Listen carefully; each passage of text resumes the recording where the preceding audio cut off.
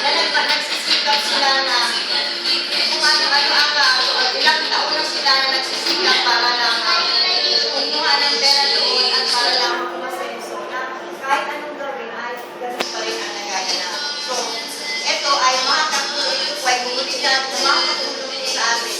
Ang gagawin lamang po natin sa ngayon, pag-ipulang sarili na kayo po ay meron kang kumbaga ay magpagkatuturo po tayo dahil kami rin po noon bago pa kami nakapasok dito ay nandun pa rin po nandun yung duda. Saan ang gagawin nila sa 30%? Totoo ba yan? Kung may binigay ba yan? Ano katanungan din namin. Pero yung duda namin, pinili namin, pinanawakan namin yung duda at nabasok yung duda at nilabas yung duda at kayo simulanan. Nilabas yung duda. Yung pera ay yung binigyan ng niya, siya na ang nakasama sa amin. Kaya ngayon, papakatulong namin sa inyo ang gusto namin sa inyo. Ano magagawa niya sa akin? Ito ay isa po sa graduate po na guider o manager ng MMM na siya po ang magpapaliwanag tungkol sa MMM. Ang tinatawagan po ang guider Irma Manaloto.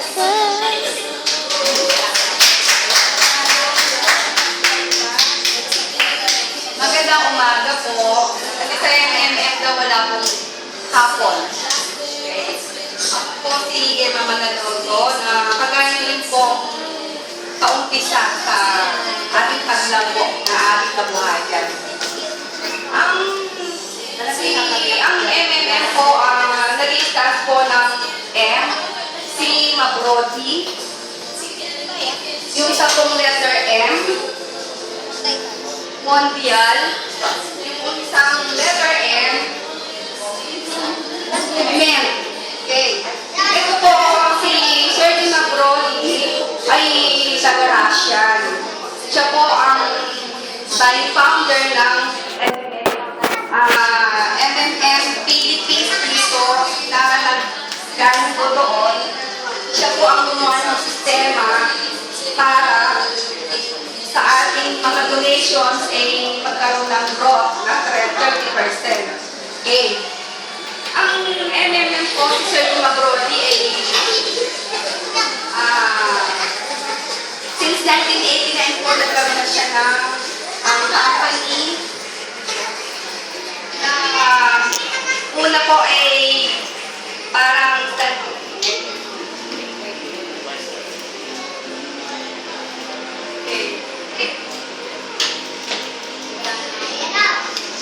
okay. Ang MMM po ay isang mutual aid community. Tayo po ang nagpapaloob ng ating magiging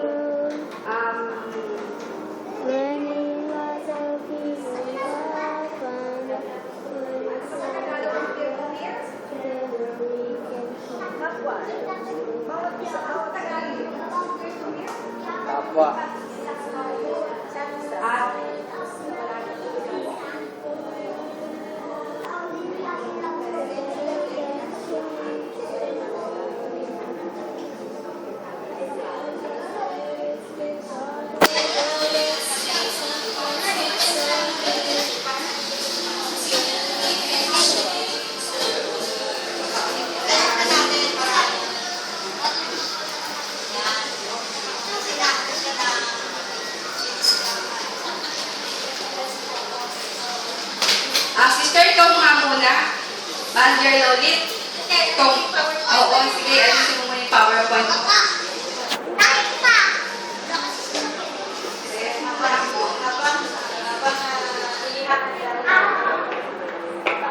Ang sarili mo na ang magpapaliwanag tungkol sa ito na po na pag-uusapan natin. Ito po si Sir Di Mabrodi. Siya pong founder ng MMM. Nagsimula po siya sa sa Russia. Ang kanyang sinimulan ay maliit na community. tapos nagtulong-tulong yung pera ng bawat isa na hindi ginagamit, inipon mo na nila. At pagkatapos, sa bawat participant doon, ay nanghihiram ng walang tubo. Tapos, babalik, nandoon po yung tiwala lamang sa bawat participant. Nung magtagumpay po siya sa Russia, inilabas po sa ibang bansa. Hindi inilabas po sa ibang bansa. Ito na po yung MMM Global na ngayon nakarating po dito sa Pilipinas. MMM Philippines, nag-start po dito ng November 2014 at ito po ngayon itong November 28, first anniversary. Nandun po kami sa CBO, November 28, 29, 31. Lahat po ng managers, guiders ng MMM ay mag-iipon po doon, convention, para magkakakilanlan po ang bawat isa. Ito po, para sa akin po, ito kang si Sir Dima Brody, ay hulog po ng langit sa atin. Ay, sa amin po ngayon, sa amin po na nag-i-incur na po ng benefits ng MMM. Ito po ay talagang manna from heaven tinatawag.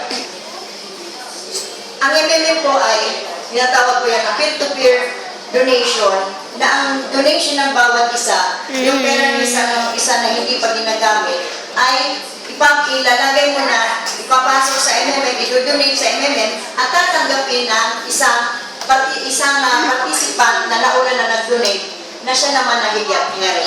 Kaya ito ay tinatawag na mutual aid community na palitan lamang po ng tulong. Nagtutulungan, kaya ito po ay community ng mga participant o mga tao na willing na tumulong at nangangailangan din ng tulong. Dahil kung pwede naman po dito, din mga pilanto po na marami ng pera, tutulong lang sila, hindi na kailangan nilang mag-get help. Pero, dahil sa, I doubt po na pag nakita po nila itong 30%, aliwang po kung hindi sila po papasok. Hindi na sasamantalain dito. Pero po sa atin, na nangangailangan, ito po ang pagkakataon natin na kung meron po tayo na proyekto, may pangarap, na gustong makuha, meron po dito, ito po ang pagkakataon natin. Na andito po, nandito lamang po, trust between members lang. Tiwala lamang po dahil, donate po kayo ng 10,000. Tiwala lang po, ibibigay niyo lamang po yung doon sa tao, may tatanggap po. Dito po, walang tumatanggap, wala pong central account, wala pong tumatanggap ng pera na yung donation nyo, tatanggapin niya, hahawakan niya, o tatanggapin ng system, tatanggapin ito, hindi po siya tumatanggap ng pera. Kaya po ang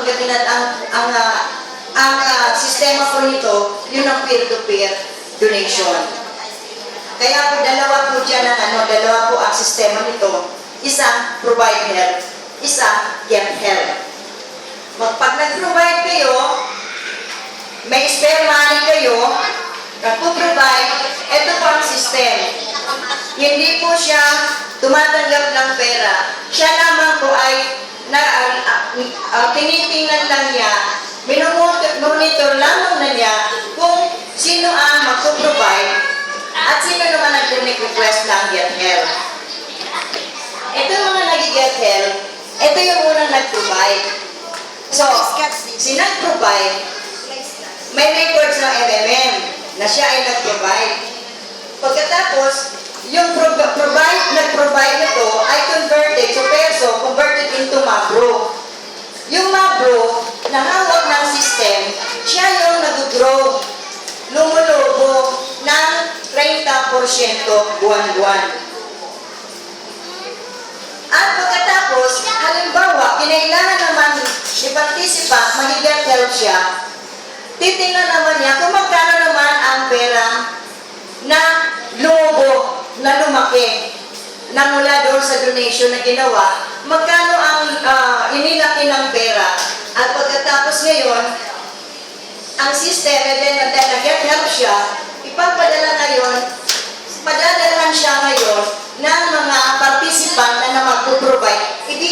ngayon sa kanya ang hinihinging assistance o get help. Kaya, ayaw na tinatawag na peer to